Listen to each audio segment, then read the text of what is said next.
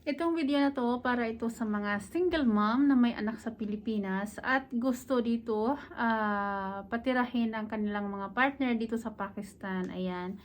So, welcome dito sa aking channel, YouTube channel, and please subscribe. Ayan, subscribe nyo muna bago ako panoorin. Thank you guys. Anyway, sa lahat ng mga gustong tumira dito pero may anak kayo sa Pilipinas, ang tanong nyo ay tatanggapin ba kayo dito sa Pakistan sa inyong mga partner na mga pamilya sa ng partner nyo kung kayo ay may anak sa Pilipinas. Ayan.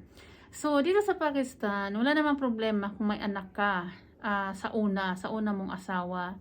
Pero kasi dito ay kailangan talaga for security, para na rin na hindi mamarites. Ayan, kasi marami rin ditong marites eh.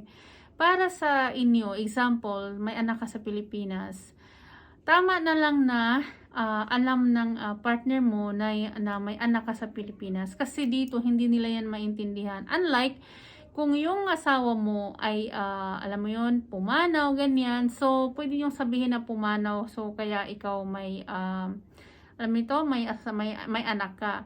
Pero, sa pamilya din, gusto kasi nila na, kasi single yung anak nila eh, single. So, kung single ang anak nila, gusto rin nila na single yung pangasawa. Pero kung ikaw ay nagmamahalan kayo at may anak ka sa Pilipinas, better nyong gawin, wag mo na lang sabihin sa kanila. Dito sinabi ko na yan sa unang video ko eh. Pero may nag-message pa rin sa akin. Huwag nyo na lang sabihin sa pamilya na may anak ka. Kung alam mo naman na yung pamilya nila ay parang hindi maintindihan, alam ng partner mo yan.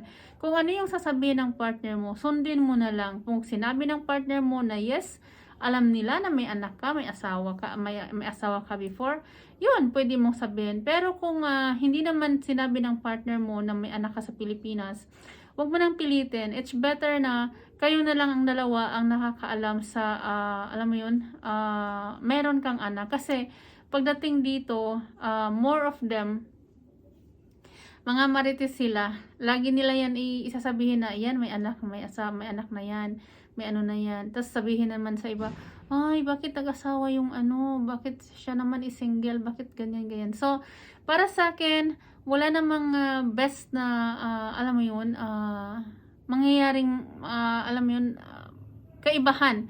Kung iyan ay sasabihin mo sa iyong biyanan or sa pamilya na iyong asawa.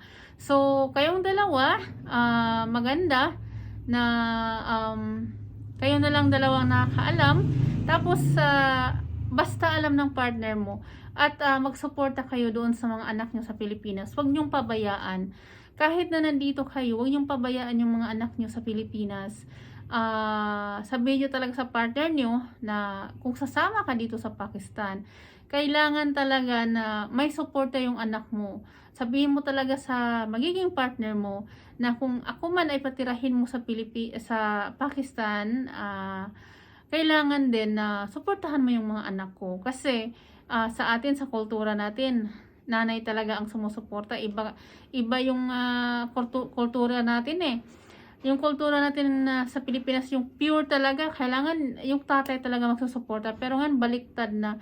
Yung nanay na talaga ang magsusuporta sa mga anak. So, yung mga lalaki sa atin, nagiging babae na kung minsan. Kasi, sila na yung hindi nagsusuporta. Sila na yung kung ano nang pinagagawa sa buhay. Yung mga anak pinapabayaan. Pero yung mga nanay na, yan na nga, yung mga single mom, sila na yung sumusuporta sa mga anak nila. Alam mo, alam mo yun, hindi maganda. Pero, ayan na nga, yan na yung nangyayari sa atin, na most of Filipina ay yun yung nagpapalamon sa mga anak. Yung tatay, lumalamon na siyang mag-isa. Ay, mga ganyang bagay.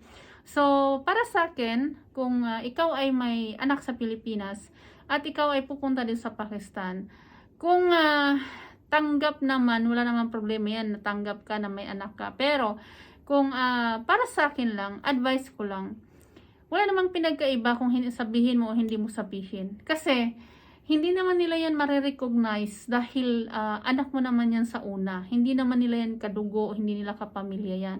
Hindi yan katulad sa atin sa Pilipinas na kung anak mo sa una, kailangan tanggapin ang asawa mo at isama mo sa pagtira mo. Dito hindi ganon. Tanggapin ka, sumama ka dito, ikaw yung titira dito, pero yung mga anak mo sa una ay mahirap yan nila tanggapin dito kasi yun na nga, hindi nila yan kadugo. At wala silang obligasyon dyan na buhayin. Kasi hindi naman nila yan kadugo. Hindi ni anak ng anak nila yan. Hindi ba nila grandchildren yan.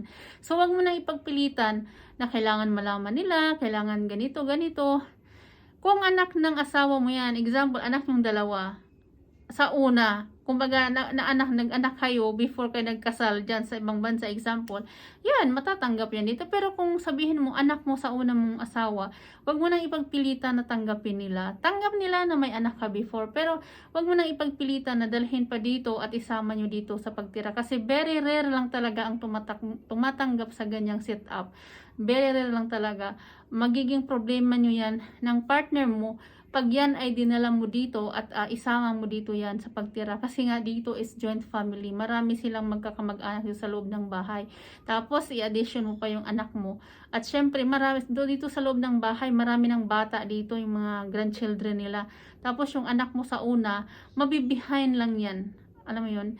So, para sa akin, better na doon sa Pilipinas, kung sino yung nag-aruga niyan, siya yung mag-aruga, pero wag mong kalimutan yung sustento mo. Kasi kung dadalhin mo yan dito sa Pakistan, magsasuffer lang din yan sila. Kasi yung attention na gusto nila, hindi yan maibibigay dito. Hindi yan maibibigay dito ang pamilya ng asawa mo. Yung attention na dapat ay sa kanila, hindi yan maibibigay. So masasaktan ka lang kung dadalhin mo yan dito sa Pakistan.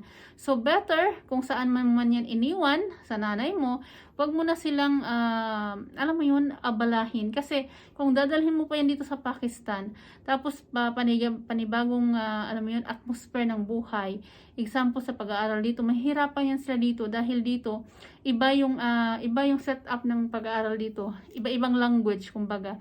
So mahirapan sila. So, para sa akin, ikaw ay single mom, may anak sa Pilipinas, suportahan mo na lang yung anak mo kung mag-aasawa ka man ng taga dito sa Pakistan. Huwag mo nang subukan na dalhin dito yung mga anak mo kasi ikaw lang din yung mahihirapan dahil ang atensyon na gusto mo sanang mangyari ay hindi yan maibibigay dito. Magiging, alam mo yun, kawawa lang yung anak mo dito dahil ang atensyon nila ay hindi naman nila maibibigay sa anak mo dahil hindi naman nga nila yan kadugo. So, sa lahat ng mga nagtatanong sa akin, kung okay lang ba na malaman ng partner, nanay ng partner mo, yung mga parents ng partner mo, na ikaw ay may anak, para sa akin, yun na nga, yung advice ko is, huwag mo nang sabihin. Kasi, wala namang pinagkaiba, sabihin mo, hindi mo sabihin. Wala naman yan impact sa kanila eh.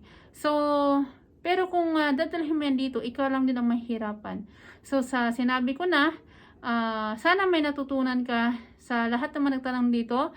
Sana may matutunan kayo sa aking video na ito.